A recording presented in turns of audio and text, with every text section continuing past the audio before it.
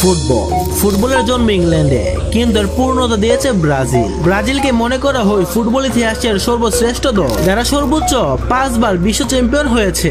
কত শত ফুটবল কিংবদন্তি উঠে এসেছে ব্রাজিল থেকে। তো আপনার কি কখনো মনে হয়েছে ব্রাজিলের সর্বকালের সেরা 10 জন ফুটবলার কারা? তাহলে চলুন জেনে আসি ব্রাজিলের সর্বকালের সেরা 10 জন ফুটবলার সম্পর্কে।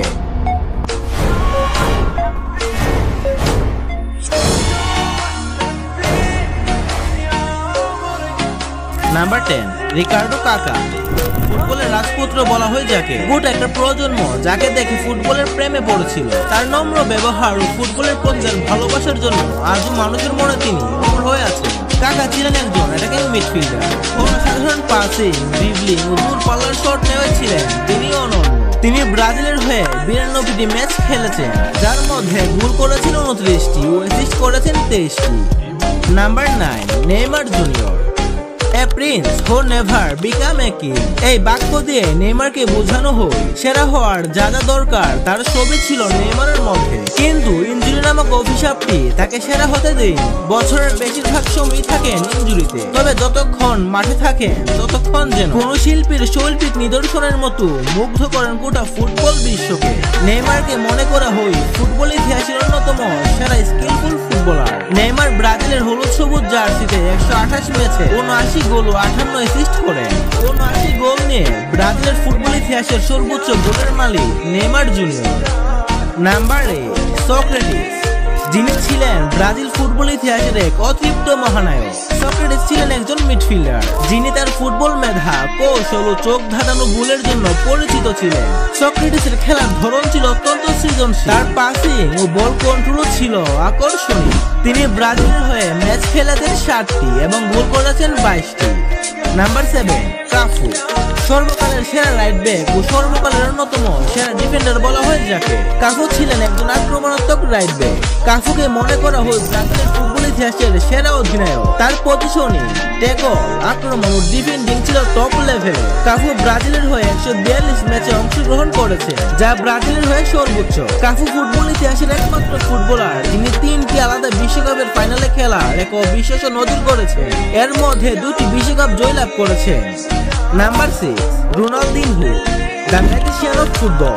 ফুটবলের জাদুকর রোনালদিনহোকে ধরা হয় ফুটবল ইতিহাসের সর্বশ্রেষ্ঠ স্কিলফুল ফুটবলার। তাকে নিয়ে একটি কথা প্রচলন রয়েছে যে রোনালদিনহো ফুটবলকে কথা বলানো ছাড়া সবকিছুই করতে পারতেন। তিনি ফুটবল নিয়ে যা করতেন তা ছিল এক কথায় অসম্ভব। তার চোখ ধাঁধানো ড্রিবলিং, মন মুগ্ধকর স্কিল ও বিশ্বাস্য পাসিং যা তাকে ভক্ত থেকে রাইভাল সবার কাছে অনন্য করে তুলেছে। রোনালদিনহো ব্রাজিলের হয়ে 97টি ম্যাচ খেলেছে, যার মধ্যে তিনি 33টি গোল ও 29টি অ্যাসিস্ট করেছে। তিনি একবার বিশ্বকাপ ও একবার কোপা আমেরিকা চ্যাম্পিয়ন হয়েছিলেন।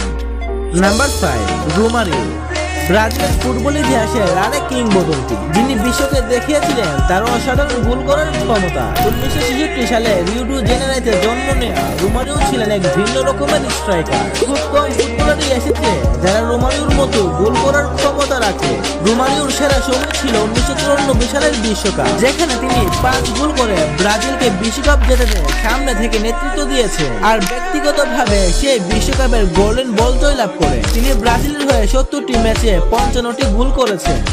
নাম্বার 4, জিকো, দ্য হোয়াইট পেলে, অর্থাৎ সাদা পেলে। ফুটবল বিশ্বে যাকে সাদা পেলে নামে ডাকতো ফিফার 20 শতাব্দীর 8ম সেরা ফুটবলার জিকো। ফুটবল মানে শুধু একটি খেলা নয়, ফুটবল একটা শিল্প, আর এই শিল্পের অসাধারণ শিল্পী হলেন জিকো। তার ড্রিবলিং, ভিশন আর নিখুঁত ফ্রিকিংয়ের জন্য তিনি পরিচিত ছিলেন। দুর্ভাগ্যজনক তিনি বিশ্বকাপ জিততে পারেননি। বিশ্বকাপ জিততে না পারলেও তিনি থেকে যাবেন কোটি মানুষের হৃদয়ে।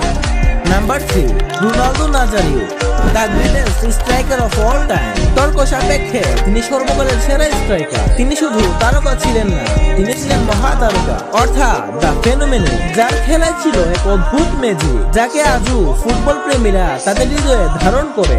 সর্বকালের সেরা ফুটবলার হওয়ার সব গুণই ছিল তার মধ্যে, কিন্তু দুর্ভাগ্যবশত বারবার ইনজুরিতে পড়ে তার হয়ে ওঠেন।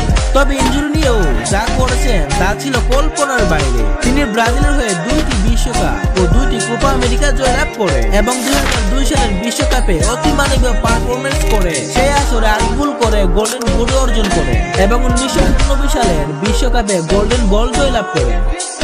Number 2, Garrincha, the greatest dribbler of all time, অর্থাৎ সর্বকালের সেরা ড্রিবলার, যিনি ড্রিবলিংকে নিয়ে গেছেন এক অনন্য উচ্চতায়। ফুটবল যে শুধু গোলের খেলা নয়, এটা মানুষকে আনন্দ দেওয়ার এক মাধ্যম, আর এই আনন্দের অন্য নাম হলো গারিনচা। তিনি ছিলেন ফুটবলের প্রকৃত জাদুকর। 1958 সালে ব্রাজিল তাদের প্রথম বিশ্বকাপ জয়ের স্বাদ পায়, আর এর জন্য গুরুত্বপূর্ণ অবদান রাখেন এই ফুটবল কিংবদন্তি। তবে 1962 বিশ্বকাপ ছিল গারিনচার শ্রেষ্ঠ বিশ্বকাপে 4 গোল করে হন সেই আসরের সেরা খেলোয়াড়, আর ব্রাজিলকে এনে দেন তাদের দ্বিতীয় বিশ্বকাপ ট্রফি।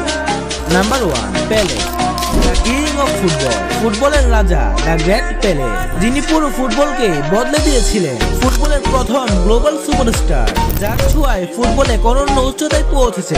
আজ ফুটবল এত জনপ্রিয় হওয়ার পিছনে সবচেয়ে বেশি অবদান রাখেন পেলে। সেই সময় পেলে এতটাই জনপ্রিয় ছিলেন যে তার খেলা দেখার জন্য যুদ্ধ পর্যন্ত থেমে গিয়েছিল। পেলের খেলায় ছিল কৌশল, শৈল্পিকতা এবং সঙ্গীতের মিশ্রণ, যা ফুটবলকে শুধু খেলা নয় বরং শিল্পে পরিণত করেছিল। পেলেকে নিয়ে লিখলে এত সহজে ফুরাবে না। তাকে নিয়ে একটা সিনেমাই বানানো হয়েছে, কত শত বই রচনা করা হয়েছে তার নামে। পেলে ফুটবল ইতিহাসের একমাত্র ফুটবলার যিনি তিনটি বিশ্বকাপ জয়লাভ করেছেন। তিনি 29 ডিসেম্বর 2022 সালে না ফেরার দেশে চলে যান। তিনি জীবিত না থাকলেও জীবন্ত রয়েছে তার অসংখ্য রেকর্ড। যতদিন ফুটবল থাকবে ততদিন ফুটবলের সঙ্গে মিশে থাকবে পেলের নাম। একজন কিংবদন্তি, একজন অনুপ্রেরক, একজন রাজা এবং একজন ফুটবল জাদুকর, দ্য কিং, দ্য গ্রেট পেলে।